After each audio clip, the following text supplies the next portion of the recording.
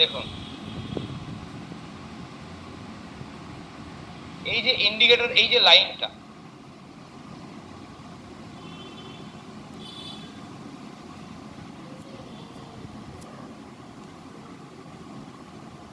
ঠিক এক্সাক্ট এই লাইন থেকেই মার্কেট দেখুন এসবিসি বানিয়ে মুভ করেছে ইন্ট্রাডে।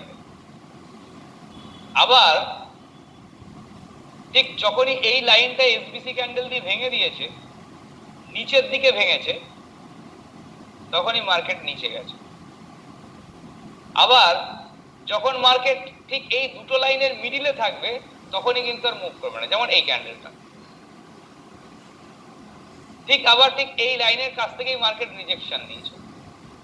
অর্থাৎ এই লাইনটা কতটা গুরুত্বপূর্ণ হয়ে যাচ্ছে দেখুন। প্রিভিয়াস ডে লো লাইন, এটা লো লাইন। প্রিভিয়াস ডে মানে গত দিন, মানে এই দিন যে দিনটা গেছে তার লো লাইন হচ্ছে এটা। যখনই ব্রেকডাউন করেছে মার্কেট নিচে আসছে। এখানে দেখুন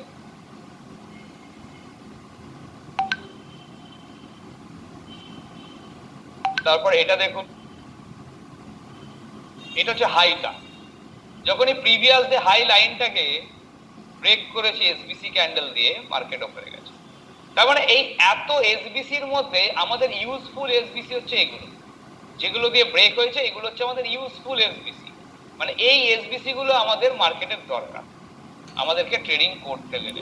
এইগুলো আমাদের খুবই গুরুত্বপূর্ণ এসবিসি, যে এসবিসি গুলো মার্কেট মুভ করেছে। যেমন এখানে স্ট্রং বাই ক্যান্ডেল, জাস্ট এই এসবিসি ক্যান্ডেলটা দিয়ে ব্রেক করেছে, মার্কেট আপসাইডে মুভ করেছে। আবার যখন ডাউনেও গেছে মার্কেট, এই এখানে এসবিসি টা বানায়নি, যখন ডাউনেও গেছে মার্কেট ঠিক একইভাবে ডাউনে গেছে। অর্থাৎ মার্কেট ঠিক ওই পয়েন্টগুলো থেকেই মুভ করেছে। যেমন এখানে দেখুন একদম প্রিভিয়াস ডে হাইয়ের কাছ থেকে ডাউন সাইড এসবিসি বানিয়ে স্ট্রেট ওয়েতে। তো আমি আপনাদেরকে দেখাবো যে এর থেকেও গুরুত্বপূর্ণ আরো কি কি আছে মার্কেটে। চলুন, আমরা তো রেফারেন্স দিয়ে এসবিসি দিয়ে দেখলাম মার্কেট মুভ করছে, বাট শুধু এইটা দেখে ট্রেড করলে আমাদের হবে না। আমরা এইটুকু বুঝলাম যে এই লেভেলগুলো থেকে ব্রেক করলে উপরেও যেতে পারে বা নিচে আসতে পারে এই জায়গাগুলো। কিন্তু আমাদেরকে এই ধারণাটা তৈরি করতে হবে যে কখন ওপরে যাচ্ছে বা কখন নিচে আসছে। শোনা যাচ্ছে না? সোনু বিশ্বাস বলছেন আপনাদের সাউন্ডের কারো প্রবলেম হচ্ছে?